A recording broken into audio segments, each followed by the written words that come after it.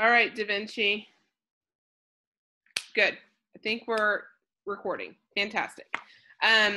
We're going to talk about geometry really quickly, and I'm going to share my screen with you so that you can see the slides that I'm seeing, okay?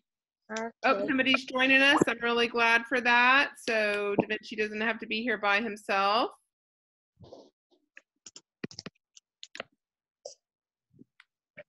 There's share screen.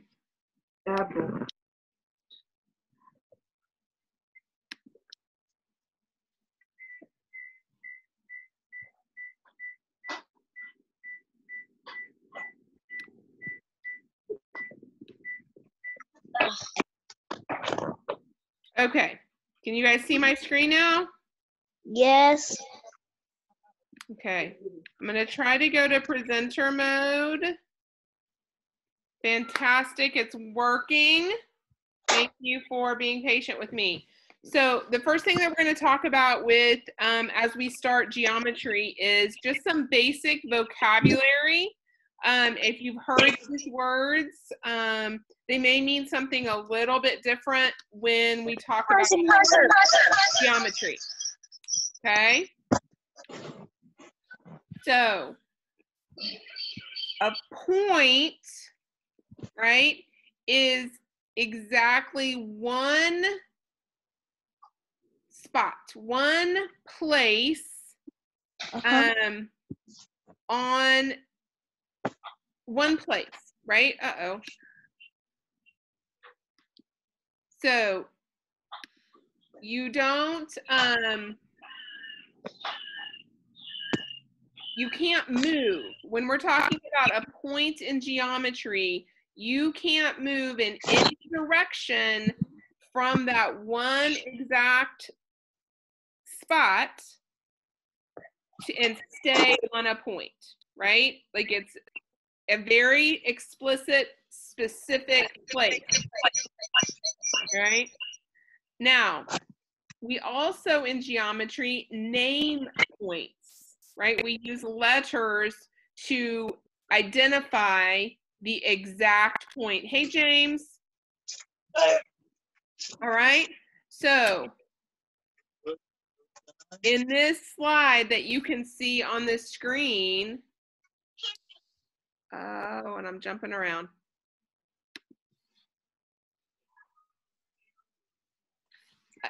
It is named point A, right? And you use just like any letter. We could name this point anything in the world, but in geometry, it's most common that you name it with letters, okay?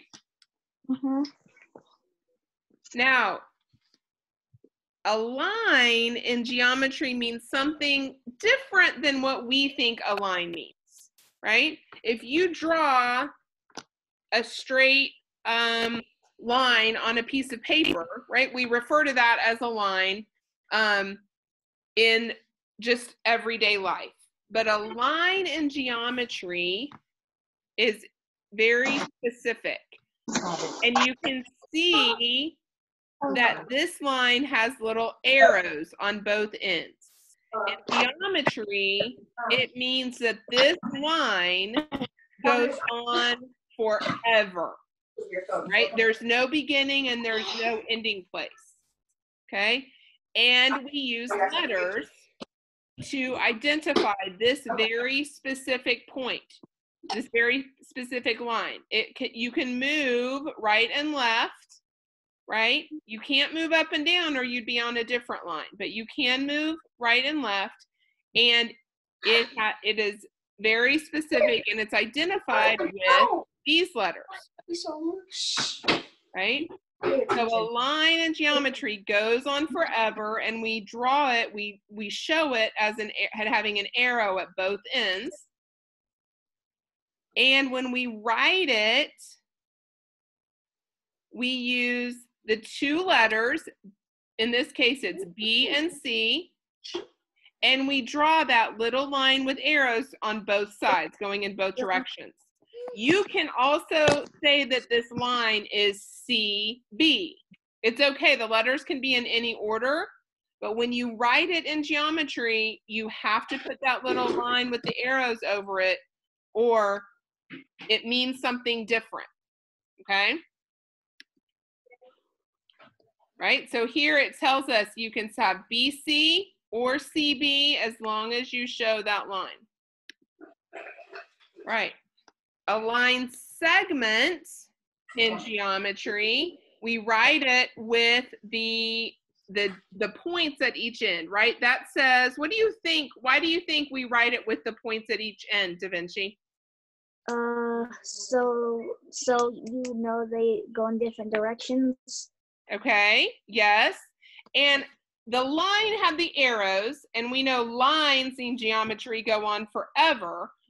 What do you think is the difference between a line segment? A line that doesn't go on forever. It doesn't, you're right. It does not go on forever. There's stopping points. It's a very specific, it takes up a very specific amount of space, right? There's a beginning and an end. And any guesses, James, on how we would write the acknowledgement of a line segment?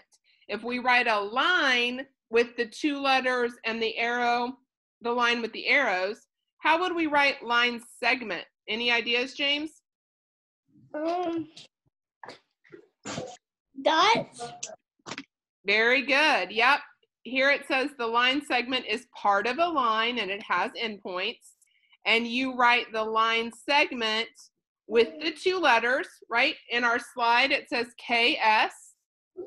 And we have to draw that line over the top of it to show what we mean in geometry. Right? Again, a line segment, you can put the letters in any order, okay? But you have to draw that line over it for it to mean what you want it to mean. Okay. All right. Now, I want you to think about this slide that I'm showing you on the screen right now. So this is a ray. What do you notice about the ray? There's a dot at the end of the line. There's a dot, a point at one end. What do you think that means? There's a line segment at one end. Okay, yeah. So you've got a starting point for this ray, and then it goes in one direction forever, right? The arrow is it's going to go on and on forever. So a ray is kind of like a combination of the two. It has a starting point. We can see that the starting point is L, and it goes on through S forever. Okay, and then here at the bottom of the screen, you can see how we write the ray, how you would write that to show a ray LS. There's a starting point and an arrow going in one direction. All right. So there's a lot of vocabulary that starts our geometry unit, right? So we talked about a point, we talked about a line, we talked about a line segment, and about a ray. I'm gonna exit that.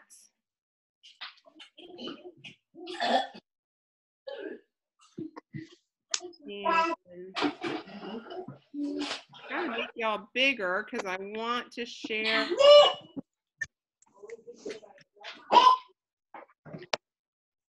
I think you just clicked. Uh-oh. What am I doing, people? All right, can you see DaVinci? What are you seeing? Yeah. Just me? I see a ray. Okay, so you're still seeing my screen. I haven't figured out how to stop. Oh, there. All right, I want to share something different. I want to share a whiteboard with you. There we go. I figured it out.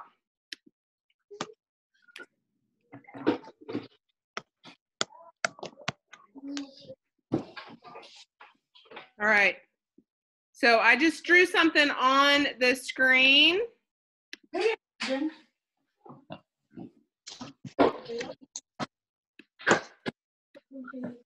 What did I just draw on the screen? How would you identify that?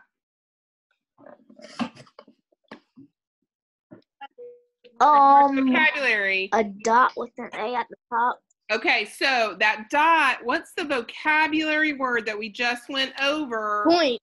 A point. This would be identified as point A, right? Now that's different than the dot that I put down here and might identify as point Z, right? They're in different places on my page, right? So A is different than Z. So every point would have a label so you would know exactly where you were talking about, right? All right. What about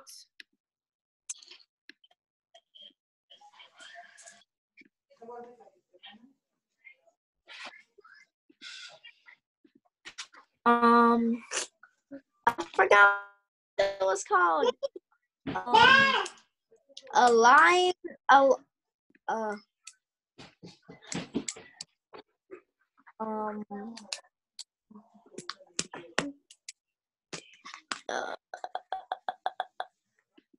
line? it is a line. Very good. Is it array? Nope, DaVinci was right. It's a line. And somebody tell me, how am I going to write that so that other people would know which line it is? What am I going to do? Write a point. I'm going to give it the letter name, right? Our B and our E. And so that everyone knows it's a line and goes on forever. A line. Oh. I'm going to draw the line with the two arrows over the top, right? That will tell anyone and everyone that we're talking about who's, we're working with geometry, that we're talking about line BE. And lines do not stop. They go on forever. All right, what about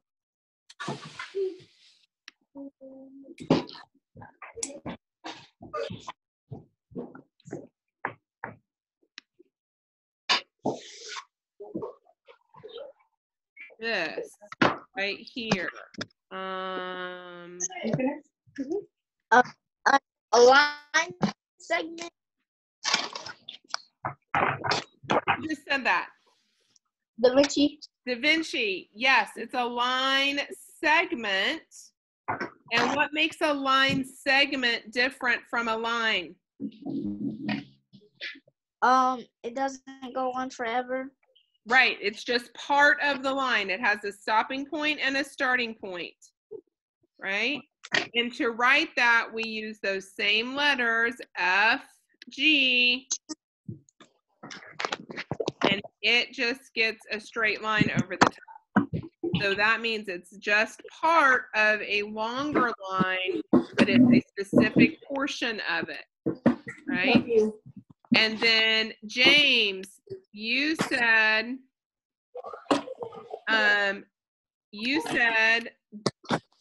a moment ago what this was. Do you see where it has, how would you describe this? A point? No, I mean array. Array, good. So it has a starting point and then it goes on forever, and we would write that Y, Z, with a line and a little arrow over it, right? Good. So there is our beginning vocabulary for geometry, okay? Thank you so much for paying such good attention.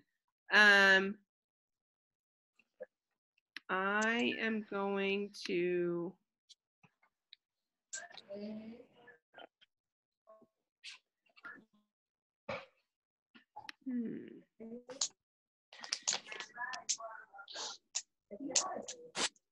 stop sharing. There we go.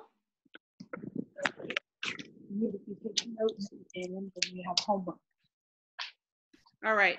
Before we do our read aloud, are y'all still seeing my screen or is it just back to me now? I can still see your screen. You can still see my screen. Okay. Mine is back to you. Okay. Tell me, before we do our read aloud and get into holes a little bit, do y'all have any questions about homework so far?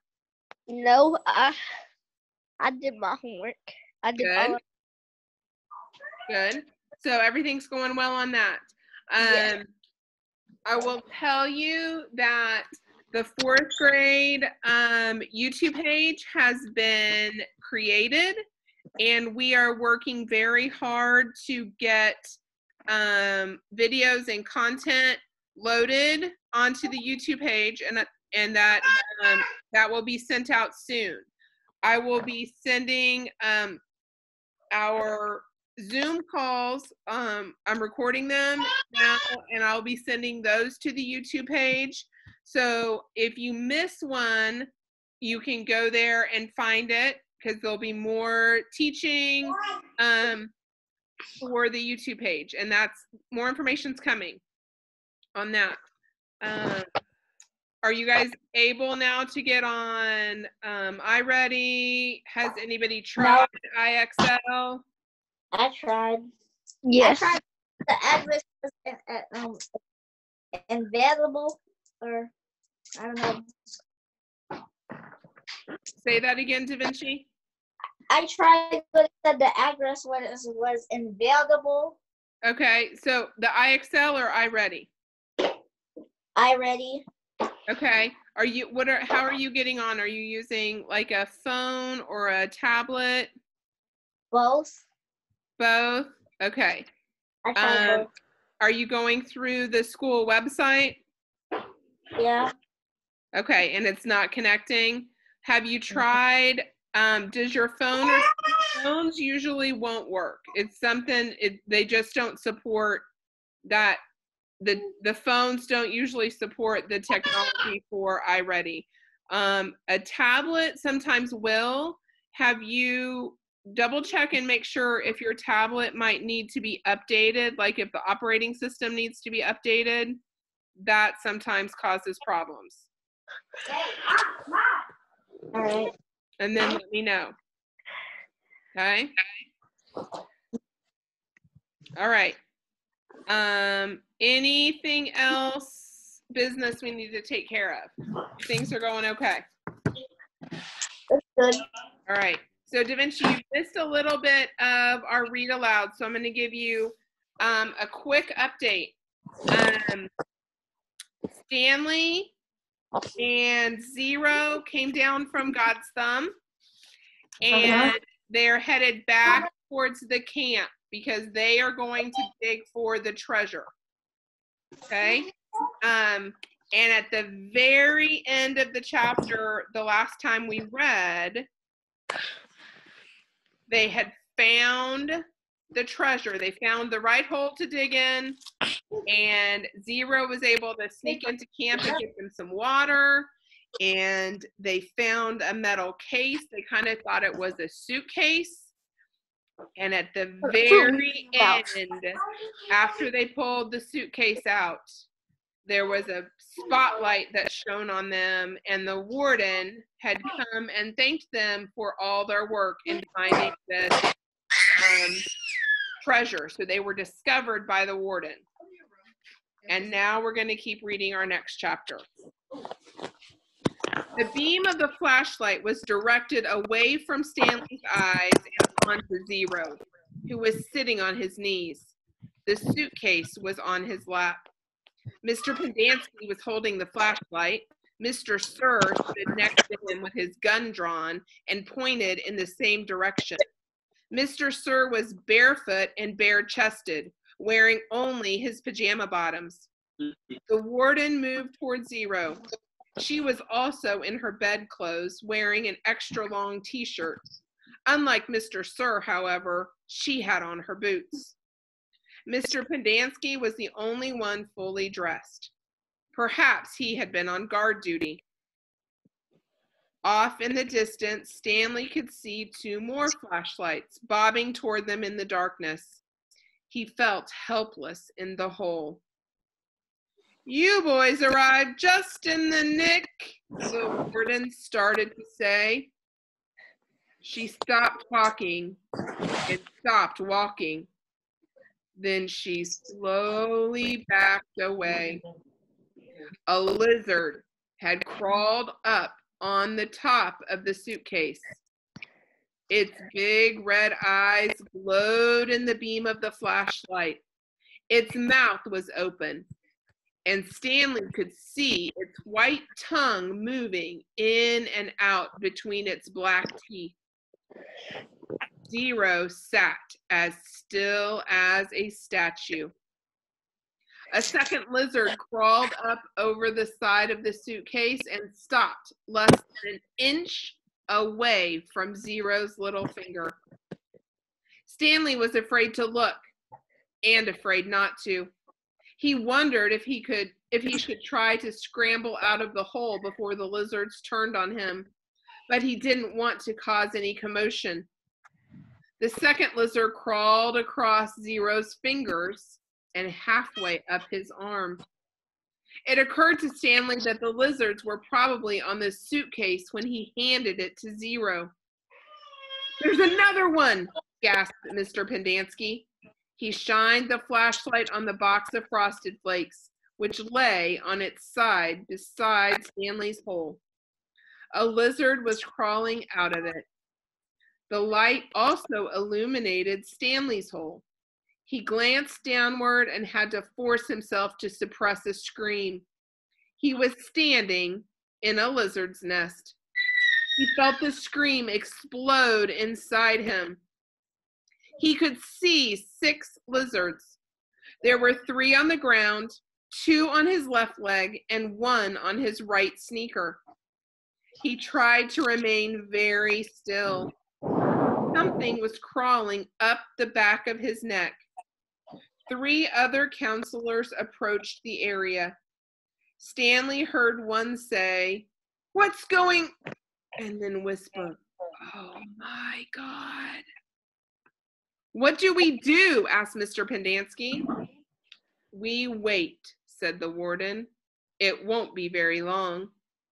"At least we'll have a body to give that woman," said Mr. Pendanski. "She's going to ask a lot of questions," said Mr. Sir. "And this time, she'll have the AG with her."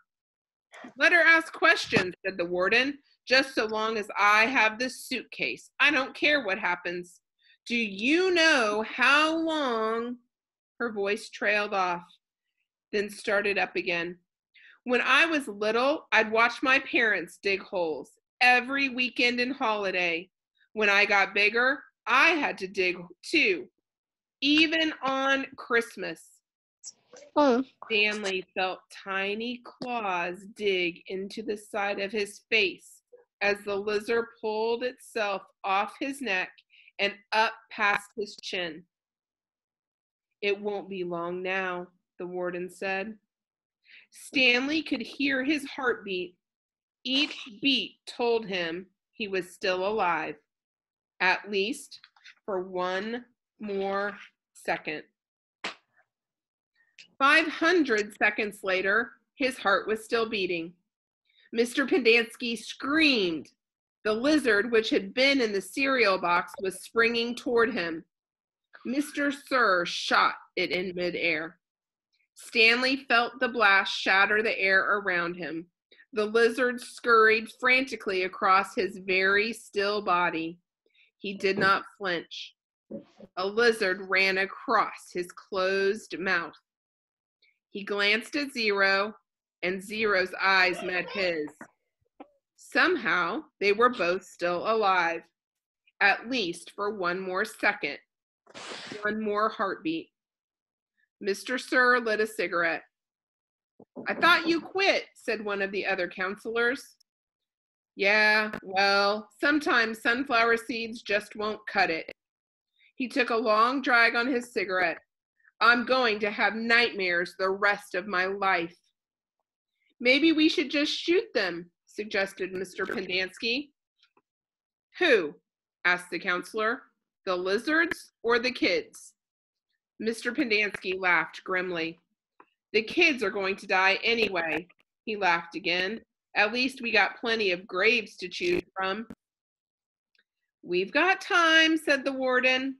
"I've waited this long. I can wait another few." Her voice trailed off. Stanley felt a lizard crawl in and out of his pocket. "We're going to keep our story simple," said the warden. "The woman's going to ask a lot of questions. The AG will most likely initiate an investigation. So this is what happened. Stanley tried to run away in the night, fell in a hole, and the lizards got him. That's it. We're not even going to give them Zero's body. As far as anybody knows, Zero doesn't exist. Like Mom said, we got plenty of graves to choose from." "Why would he run away if he knew he was getting released today?" asked Mr. Pendanski. "Who knows? He's crazy. That was why we couldn't release him yesterday. He was delirious, and we had to keep watch over him so he wouldn't hurt himself or anybody else." "She's not going to like it," said Mr. Pendanski. "She's not going to like anything we tell her," said the warden.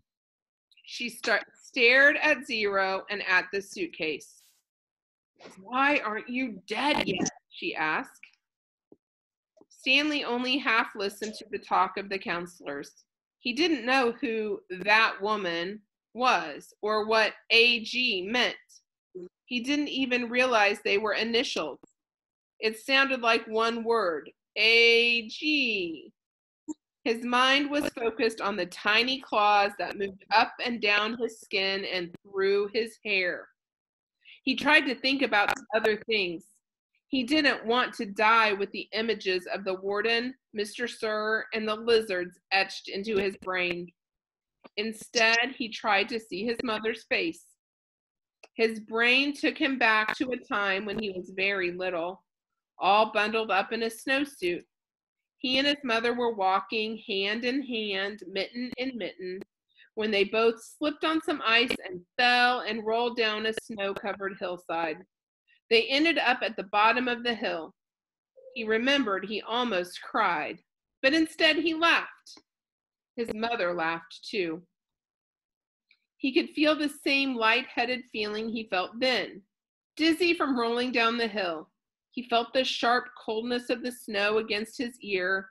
He could see flecks of snow on his mother's bright and cheery face.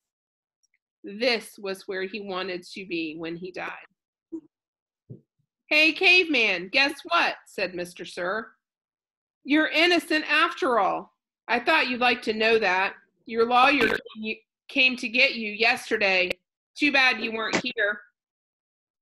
The words meant nothing to Stanley, who was still in the snow. He and his mother climbed back up the hill and rolled down again, this time on purpose. Later, they had hot chocolate with lots of melted marshmallows.